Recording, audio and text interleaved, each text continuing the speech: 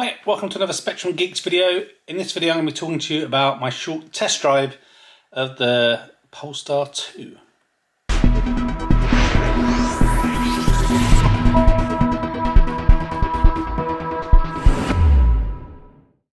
So I'm just back from a kind of hour and a half test drive experience of the Polestar 2 in Farnborough. So unfortunately, basically I only have half an hour in the car, 15 minutes actual driving, because I took my friend Ed with me so he could have a go as well. So very limited in terms of video coverage and in terms of where we were able to video. So lots of pictures were taken. So what I'm going to do is take you through kind of information about the Polestar 2, as well as talk about the driving experience at the end. So bear with me if this is going to be something of interest. We'll confirm some of the things you know about the Polestar 2 already perhaps, and maybe tell you a few other things and share my experiences. So I'm going to show some things on the screen and take you through them. So as mentioned, this is all about the Polestar 2. However, it's important to realise that before the Polestar 2 there was a Polestar 1. This was their first kind of proper step into being a kind of its own formal company. So if you're not aware of Polestar are to Volvo what AMG is to Mercedes. So they were kind of their performance arm, but now they're specifically set up 100% as an electric vehicle company. But the Polestar 1 was really cool. It was a hybrid. It's still available now, I think, but it's very expensive, £139,000. Has a small battery pack in the back. You can see that in one of those little pictures there. It looks kind of really cool. It was a really nice vehicle to look at. Hardly any legroom in the back.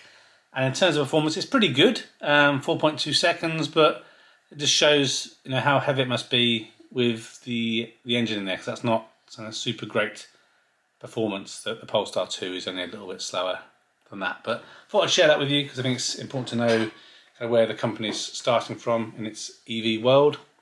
But if we focus on the Polestar 2 itself, so starting price is £49,900 here in the UK. That excludes any government grants. There's not loads of different specs and options that you can choose. We'll go through some of those in this video.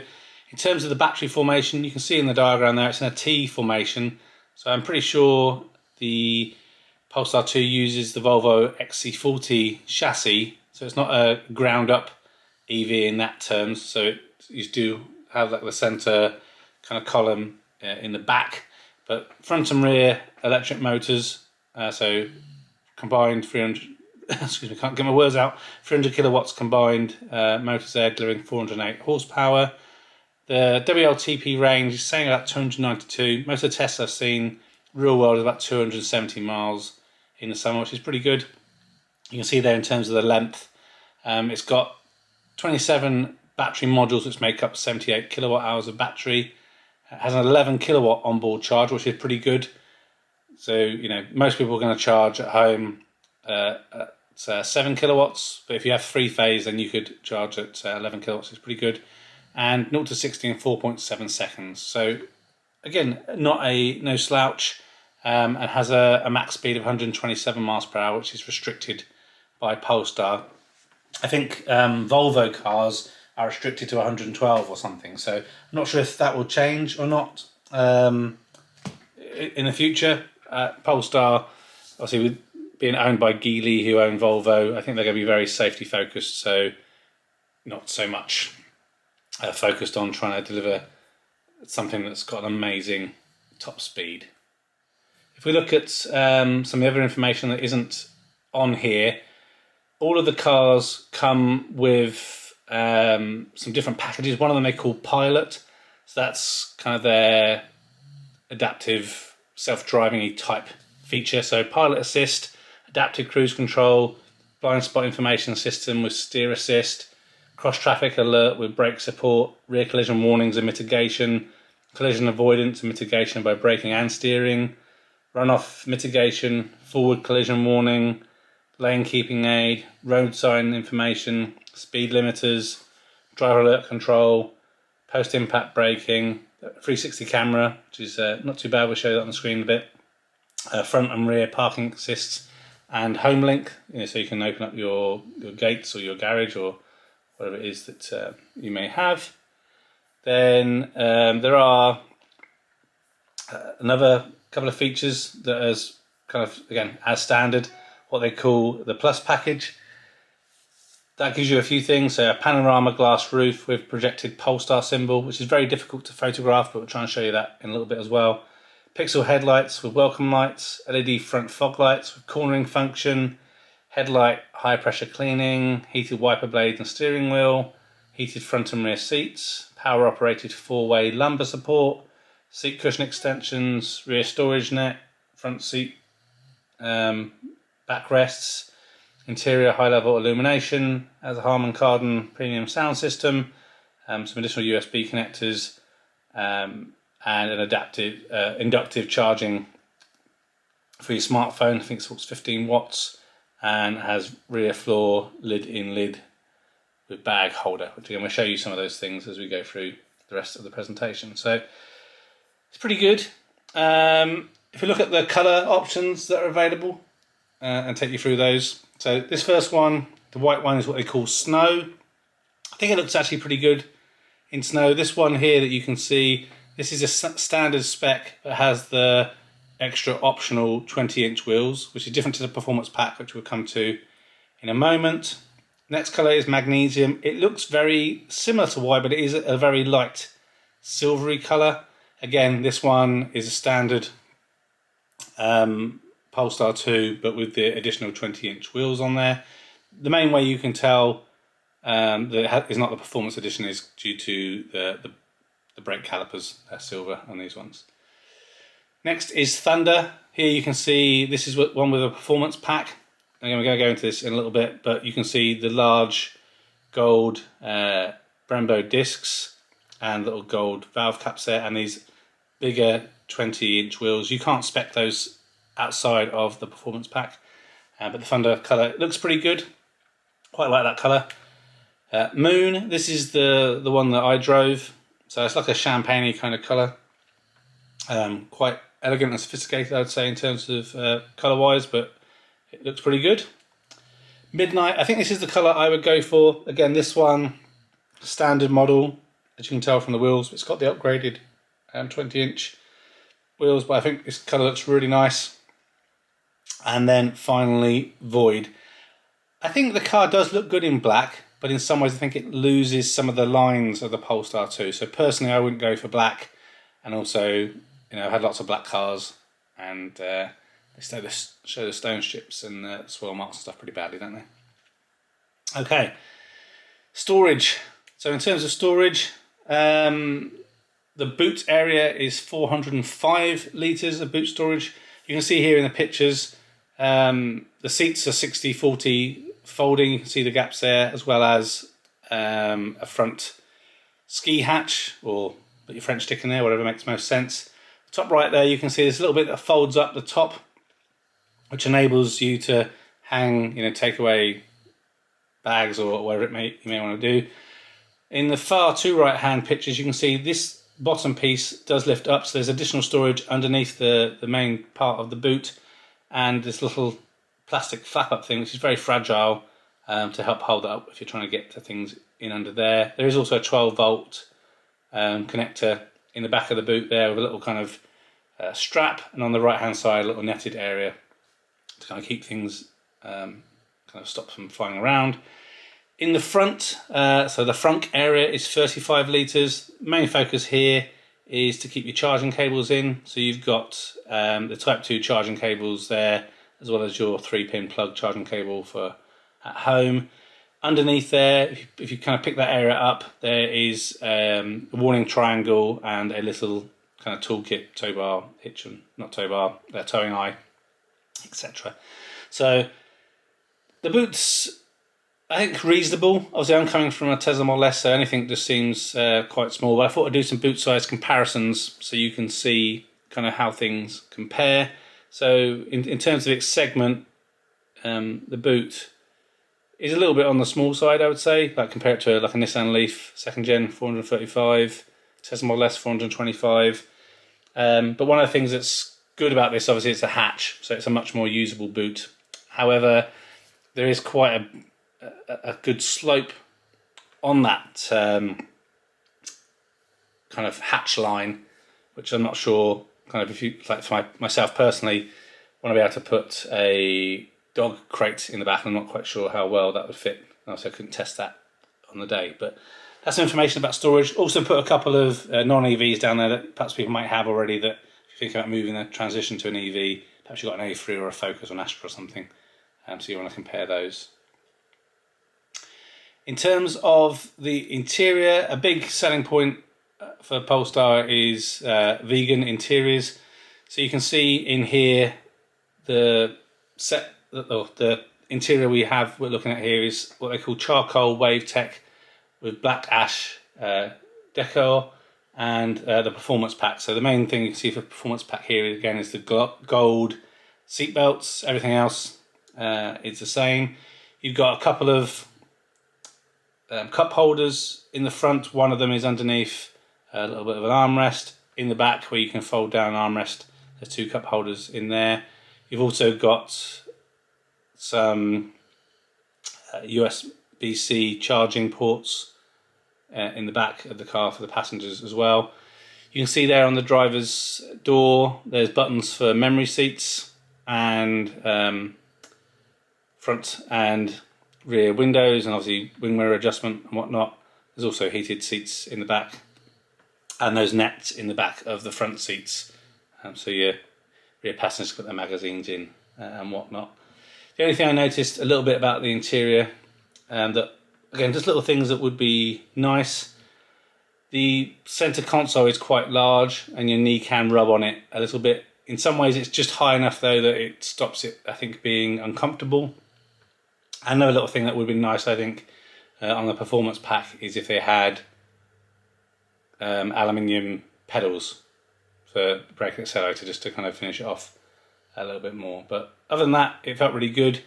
In terms of options, you can get some leather seats that are ventilated, that only come in cream. Again, we'll look at that a little bit in a moment. But the seats feel really comfortable, really supportive, good lumbar adjustment. Again, they're electric, all worked fine. And again, nothing felt uncomfortable in those seats. In terms of the car and kind of the automotive piece, so this is the first car to have the Android automotive system. So one of the things they had set up for the test drive is they had tablets that you could use that replicated the inside of the car. So that's where these pictures come from. So very comprehensive in terms of you can drill down into the different menus, but it's not a billion clicks away. And as you can see, the buttons are really big and easy to touch, which is obviously great from a driving perspective. You haven't got to fiddle around with something that you need precision pinpoint fingers to be able to touch. It's very easy to adjust and move whilst you're kind of going along. And a couple of things that people weren't sure about that I confirmed: that you can set charging limits. So Polestar actually recommend that you don't charge above 80% to prolong battery life unless you need it to 100% for a long trip. You obviously can adjust the charge limits and stuff. So obviously, if you're charging at home, you probably want to set that to 32 amps or up or down, depending on what your home system's been configured at. But really good system to use. It did seem a little bit glitchy sometimes. You had to kind of double tap on things to work, a couple of times to get it to open. But when it was working, it worked fine. So I'm assuming they're going to obviously continue to improve it over time. And Polestar have confirmed they're going to be doing over-the-air updates for this car. So again, it can continue to get better, enhance itself over time as well. In terms of kind of the driver's instrument panels and what have you, I really like the conventional kind of front binnacle and center screen layouts like I have on my Model S. I'm not a big fan of the Tesla Model 3 with just a singular screen in the middle, but you can see it's very much similar to like Audi's in terms of the front binnacle has that big display, so you can have the whole map displayed on there. You've only got like 3 or 4 different screens where you can change from different things, but it's very clear in terms of what speed limits are, how fast the car's going. You've got temperature stuff on there. information about lane assists, power, regen, whether doors and boots and whatever are open. So very all straightforward.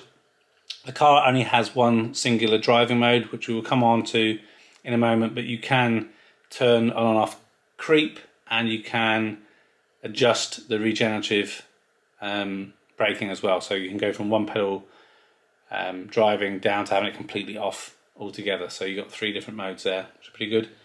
And the key is kind of weird. It's this kind of rectangular box that has got unlock, lock, and a button to open up the boot. One thing I forgot to mention about the boot, there is a 1 meter long sensor under that boot, so you can kind of kick your foot under and it will open and close the boot. So that works pretty well. And as you can see in here, in general, most of the things inside are piano black or some chromey bits, and that's just again standard across the range. But all good so far on the interior pieces there. One thing that I don't think was super obvious, the buttons on the steering wheel, they do feel good, but it wasn't always super clear what they were for, if that made sense. So you definitely want to read the manual and have a little play around with them. In terms of the only other buttons that are on there, obviously we got this controls on the stalk like you normally have, and on the front center console there's a play pause button and a chrome turning knob for adjusting the volume up and down, and then you've got a button for the hazard lights and a button for demisting front and rear windscreen. So again, it's a good compromise between tactile buttons that you can use and I guess more modern technology of using touchscreens and everything. So I like that balance.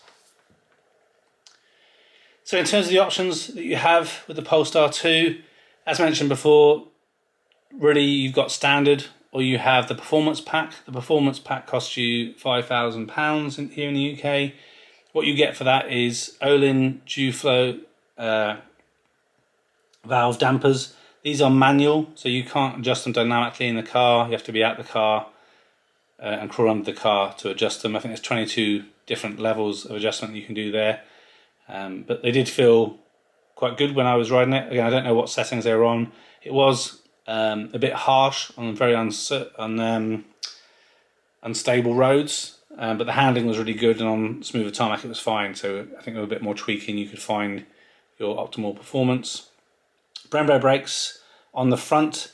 A key thing about these Brembo brakes, they've been designed in collaboration with Polestar to minimise drag and resistance. So even though you've got these larger wheels and the bigger brakes and what have you, the range impact is minimally affected by having those larger wheels, and the change in brakes where they've increased the rolling resistance there, which is pretty good.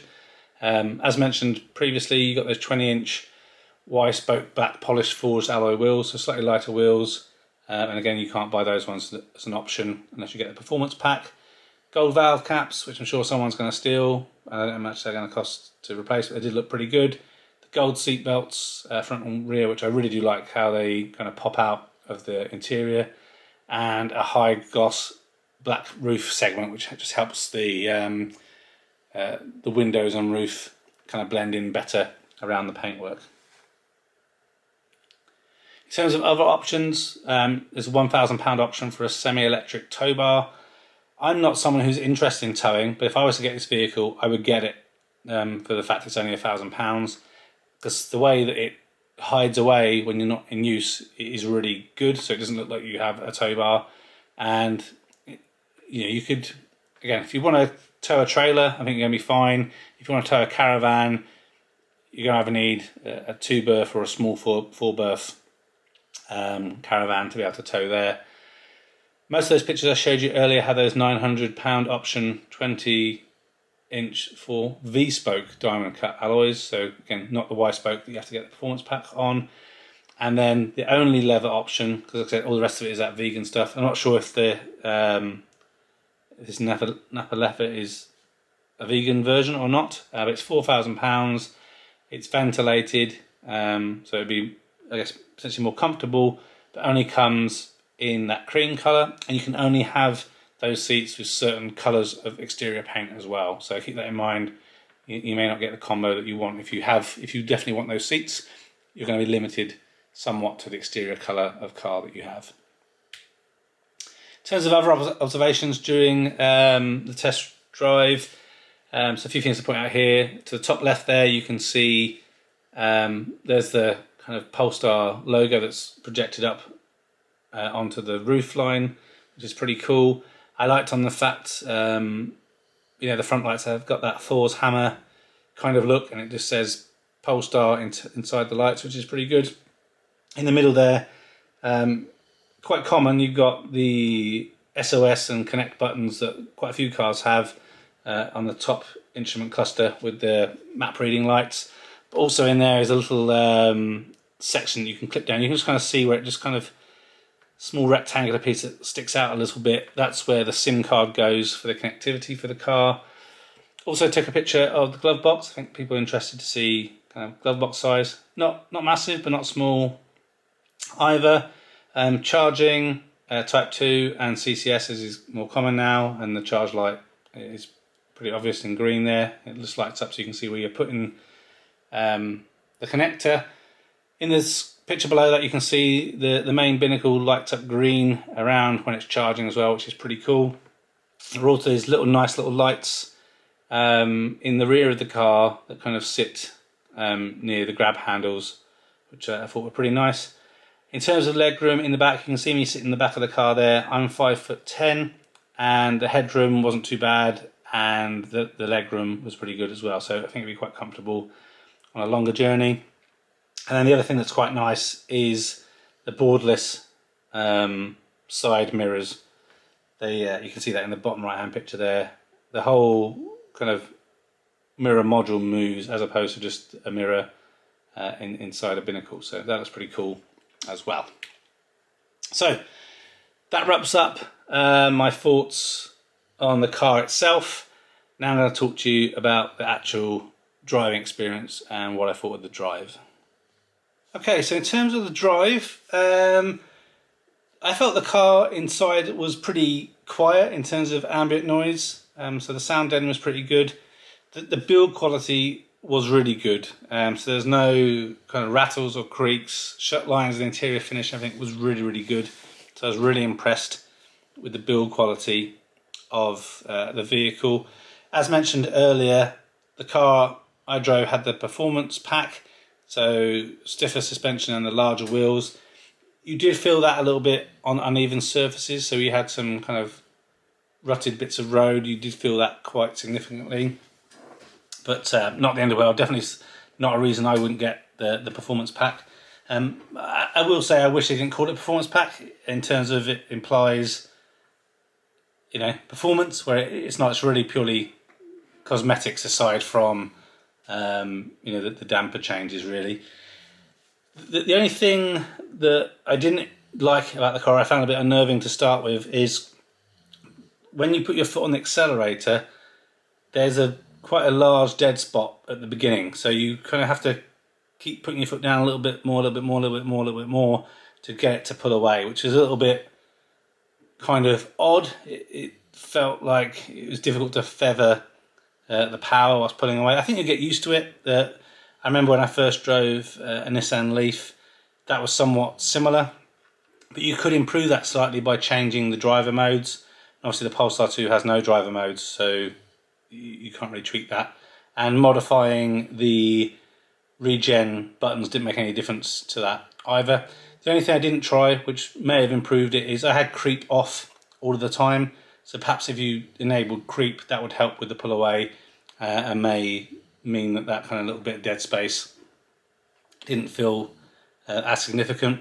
But once driving, then it was no problem, and the car really did perform and handle well. If you hammer it moved, and you definitely felt the performance of it, and the control, with the all-wheel drive in the corners and stuff, was pretty good.